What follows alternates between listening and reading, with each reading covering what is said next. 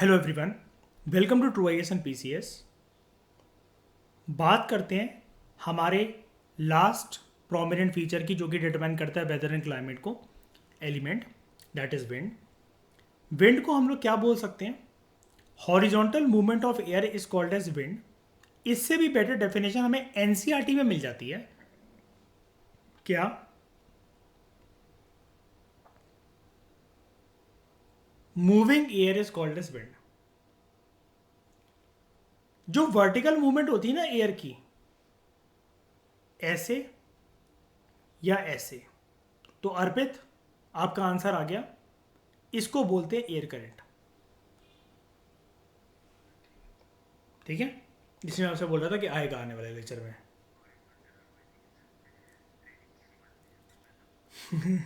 हाँ, ऊपर वाली लाइन है ना, रेजिस्टेंस पॉइंट बन रखा, डिमांड जोन सप्लाई जोन है। हाँ, ट्रेडर्स ऐसा समझ सकते हैं उसको, ठीक है, कि मार्केट नीचे आ रही है, अगर साइडवेज आ रही है तो वो विंड है, और मार्केट नीचे या ऊपर डिमांड सप्लाई जोन को फॉलो कर रही है तो वो एयर करेंट्स हैं। ठीक है, विंड जो है हमेशा एक फीचर होता है विंड का, एक थंब रूल मैंने सबको बताया, विंड्स हमेशा हाई प्रेशर से लो प्रेशर रीजन में मूव करती हैं। अनलाइक अदर एलिमेंट जो भी हमने पढ़े, एयर प्रेशर, रेनफॉल, टेम्परेचर, अगर हम सारे चीज़ों को हटाएं, अनलाइक अदर एलिमेंट्स, विंड जो है वो बड़ी सारी चीज़ों से बनी है, और दो वर्ड्स आपके सामने हैं। It is made up of a series of gusts and eddies which can only be felt and not seen. यानी कि वो एक ना एनर्जी है अपने आप में।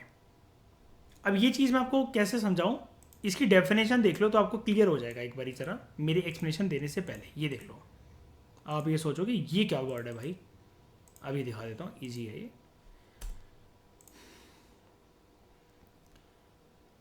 मतलब एक जो हवा हमें होती है ना दिखती हुई, वो एक्चुअली, या मान लो ऐसा मान लो कि एक जो फायर, कोई भी आग कहीं पर लगी है, कोई धुआं है, कोई साउंड है, तो ये सब एक एनर्जी है। लेकिन अगर आप देखने वाली बात करो, धुएं की बात कर लो, ये हमें जाते हुए जो दिख रहा है ना, वो धुएं का अपने आप में कोई अस्तित्व ऐसा नहीं है कि वो उड़ सके, उसकी तो इतनी औकात ही नहीं है। हवा उसको as a form of energy की तरह लेकर जा रही है।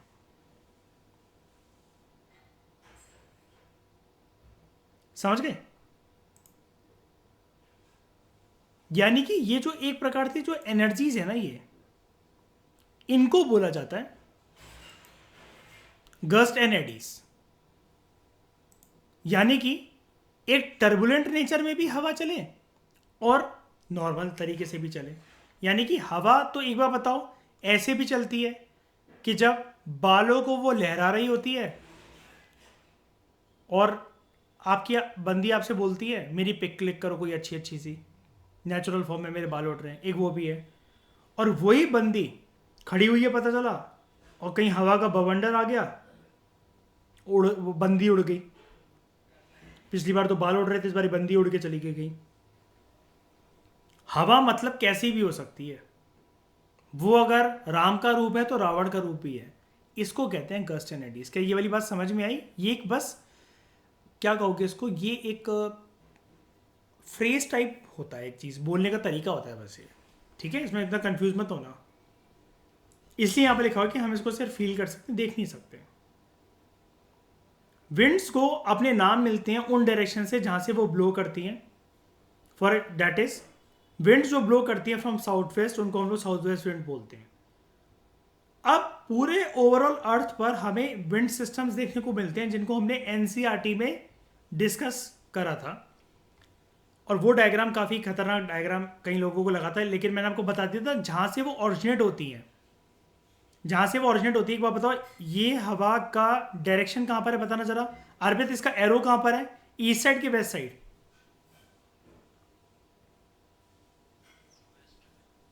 वेस्ट में है ना, तो क्या बोलोगे इसको, ईस्टर्ली कि वेस्टर्ली?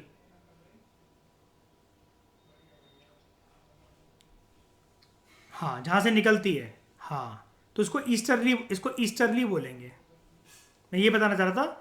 एरो देख के कई लोग कंफ्यूज होते हैं, तो आप सोचो कि वेस्टर्ली हम इसको कहेंगे, नहीं, ईस्टर्ली कहेंगे। जहां से ओरिजिन होता है, जहां से इनका बर्थ होता है, उसके बेसिस पर हम लोग ये चीज़ देखते हैं। इसकी डिस्कशन अच्छे से एनसीईआरटी में देखना, जो लेक्चर है वो आपको और अच्छे से क्लियर हो जाएगी, पूरे अर्थ के डायग्राम के साथ मैंने डिस्कशन करवाई हुई है। तो 3 तरह के विंड सिस्टम्स होते हैं अर्थ पे, एक होता है प्लेनेटरी विंड्स, एक सीजनल विंड्स और एक लोकल विंड्स। प्लेनेटरी विंड्स वो विंड्स होती हैं which blow almost in the same direction पूरे साल तक, इनको हम लोग परमानेंट विंड्स भी कहते हैं और कैजुअल इनका नाम होता है प्लेनेटरी विंड्स। इसके कुछ examples trade winds, westerlies, polar easterlies, ये प्लेनेटरी विंड्स या परमानेंट विंड्स के एग्जांपल हैं। दूसरे कैटेगरी की बात करते हैं सीजनल विंड्स। सीजनल विंड्स वो होती हैं जो कि चेंज होती रहती है according to the season in a year, इनको मॉनसून विंड्स भी बोलते हैं। ये जो है ये ब्लो ये बहना स्टार्ट करती हैं from sea to land during summer, monsoon winds की बात हो रही है, and from land to sea during winter. तीसरी कैटेगरी है लोकल विंड्स की, ये एक पर्टिकुलर एरिया में एक पर्टिकुलर डे में एक शॉर्ट पीरियड ऑफ टाइम के लिए ब्लो होती है। लैंड ब्रीज और सी ब्रीज इसका एग्जांपल है। विंड की स्पीड को मेजर करने के लिए हमारे पास एक इंस्ट्रूमेंट होता है जिसको हम लोग कहते हैं ब्यूफोर्ड स्केल। ब्यूफोर्ड स्केल दिखा देता हूं क्या होता है ये, ताकि आप भूलो ना। विंड की स्पीड होती है इससे मेजर, ठीक है। एयर प्रेशर उसमें कंफ्यूज मत कर देना।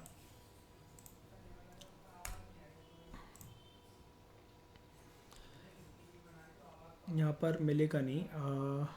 हाँ, ये चीज़ आपने देखी है, कोई बाइक निकलती है, उसका एक टीवीएस का ऐड आता है, पल्सर का ऐड आता है, उसको एकदम से रिकॉर्ड कर लिया जाता है। हाँ, तो ये जो पूरा का पूरा एक टेबल टाइप जो बनता है ना, इससे मेजर कर करके कि कौन सी हवा कहाँ पर, उसका रुख कहाँ पर, वो करके, ये वैसे तो इस चार्ट को बोलते हैं स्केल को, लेकिन इंस्ट्रूमेंट्स यूज होते हैं इसके लिए पर्टिकुलर।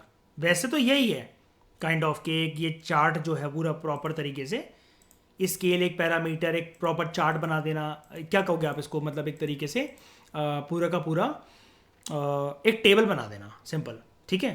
तो उसमें ये चीज़ लिखी जाती है। अब देखो मैं एक टेबल दिखाता हूँ इसका, ये वाला देखते हैं। ये देखो, अगर विंड स्पीड इतने नॉट्स या इतने माइल्स पर आवर से कम है तो उसको बोला जाता है ब्यूफोर्ड नंबर उसका 0 है, वो काल्म है, इसकी वेव हाइट इतनी और सी कंडीशंस ये हैं, इट इज़ मतलब ये, और स्मोक यहाँ पर वर्टिकली राइज अगर हो रहा है, ऐसी लैंड पे ऐसी कंडीशन बनेगी। सारे पैरामीटर्स यहाँ पे लिख लिए जाते हैं। This is done by metrologist, climatologist, अलग अलग लोग जो भी हैं, इनको मेजर करना है, जिनका काम है ये, ठीक है। स्पीड इससे मेजर करी जाती है, और स्पीड वाली अगर बात चली रही है तो यहाँ पर देख लो, ये नंबर आपको दिखेंगे यहाँ पर, और स्पीड दिखेगी। देखो इन दो टेबल्स को देख लो बस, ब्यूफोर्ड नंबर 0 1 2 3 4 ऐसे करते करते, और विंड स्पीड देख लो बढ़ती चली जाएगी, 1 1 2 3 4 2 7 8 2 12 13 64 to 72। यहाँ पर वॉलेंट स्टॉर्म आने की संभावना है जब ऐसा हो जाता है। और ये जो 12 नंबर होता है इसमें हरिकेन आ जाता है जब 73 माइल पर आवर के बिल्कुल बराबर हो या इससे ऊपर हो। एक्सेप्शनली हाई सी वेव्स हो सकती हैं, यहाँ पर हाई वेव्स हो सकती हैं, और डिवास्टेशन, बर्बादी, इसमें भी डैमेज, ये जितने मतलब फॉर एग्जांपल ये येलो से अगर जो जो रेड होता चला जाएगा ना, वो बर्बादी। बस हमें जानना नहीं है इसको, डोंट वरी, हमारा कोई ऑप्शन नहीं है ये। तो ये ना ऑब्जर्वेशन के बेसिस पर होता है rather than accurate measurement. It is the most widely use system wind speed को मेजर करने के लिए। और इसके बारे में थोड़ा सा जिक्र हम करेंगे जब हम लोग ना डिजास्टर मैनेजमेंट करेंगे ना, और डिजास्टर मैनेजमेंट हम तभी कर पाते हैं जब हम ज्योग्राफी से सारे के सारे डिजास्टर्स कंप्लीट कर लेते हैं। तो जब हम एनडीएमए की गाइडलाइंस पढ़ेंगे ना, नेशनल डिजास्टर मैनेजमेंट अथॉरिटी की, उसमें हम अलग अलग डिजास्टर्स में लाइक हरिकेन वगैरह में, उसमें हम देखेंगे इसको एक बार, इस स्केल को, स्टार्ट को। इसलिए मैंने आपको छोटी सी इसकी झलक दे दी अभी यहाँ पर, ये ठीक है। बस आपको ये याद रखना है, इसको भूलना नहीं है। मैं सिर्फ नाम लिख कर रीड करवा करके ऐसा होता है, ये होता क्या एक्चुअली, ये बताना चाह रहा था मैं। इस स्केल को 1805 में डेवलप करा गया था एक बंदे के नाम पे, ये चार्ट का नाम है फ्रांसिस ब्यूफोर्ड। ये एक ऑफिसर था रॉयल नेवी का, और इसको फर्स्ट ऑफिशियल यूज़, अरे छोड़ो उसको, किसने यूज़ करा था किसने नहीं। एक अरब जोग्राफर था जिसने क्लाइमेटिक डेटा कलेक्ट करा था अरब ट्रैवलर से, उसने फर्स्ट क्लाइमेटिक एटलस बनाया था दुनिया का, उसका नाम था अल बलाखी, ठीक है, ये याद रखना। कि फर्स्ट क्लाइमेटिक एटलस वर्ल्ड का किसने प्रिपेयर करा था। MPPSC, UPPSC, SSC वगैरह जैसे एग्जाम्स में आ सकता है ये। Measuring wind direction and speed, metrologist जो है वो विंड डायरेक्शन को मेजर करते हैं। वेदर क्लॉक नहीं लिखा हुआ है, वेदर कॉक लिखा हुआ है। मुर्गा टाइप बना होता है, कभी कभार आपने देखा होगा, यूज होता है। ऊपर यहाँ पर इसके ऊपर एक ये मुर्गा टाइप ये बना होता है, ऐसा जैसा ये मैंने ऐसा करके कुछ बनाया है, ठीक है। हाँ, कार्टून्स में वही वही भला, ठीक है। Wind speed is measured by anemometer, ठीक है। एक और चीज़ हमें मिल गई यहाँ पर, एक तो वो स्केल थी और it is measured by anemometer, और यहाँ पर अगर आप देख लो यही है एनीमोमीटर, कुछ अलग नहीं है। ओके, विंड रोज एक डायग्राम को कहते हैं जो कि डिपेक्ट करता है डायरेक्शन क्या है और कितने नंबर ऑफ डेज के लिए एक पर्टिकुलर स्पीड पर हवा बहती रहती है। इसको मैप पे डिनोट करा जाता है। तो ये अगेन एक छोटे एग्जाम्स के लिए याद रखना कि ये विंड रोज क्या होता है। अगर ये मीन्स में आ गया MPPSC के, write a note on wind rose, तो हवा में गुलाब उड़ रहे हैं ठकुराइन, ऐसा नहीं लिखना है, ठीक है। कि मेरा जब बंदा मुझसे मिलने आता है तो हवा में ऐसी जब गुलाब की खुशबू आती है उसको विंड रोज कहते हैं, ये वो नहीं है ना। मीडियोग्राफ और ट्रिपल रजिस्टर ये एक इंस्ट्रूमेंट होता है जो कि रिकॉर्ड करता है विंड स्पीड को और उसकी डायरेक्शन, सनशाइन और प्रेसिपिटेशन के टाइम पर हवा की स्पीड कितनी। जैसे आपको पता है ना, अक्सर आंधी के बाद फिर बारिश आती है, और बारिश के टाइम पे भी कभी कभार जो आपने हवा देखी होगी तो वो बूंदें कैसे रिफ्लेक्ट होती हैं सीधे ना गिरते गिरते काफ़ी दूर तक। ये भी ग्राफिकल रिप्रेजेंटेशन का एक माध्यम है, ठीक है। इसको याद रखना अगेन, अगर ये आपको आ जाए कि ट्रिपल रजिस्टर किसके लिए यूज होता है।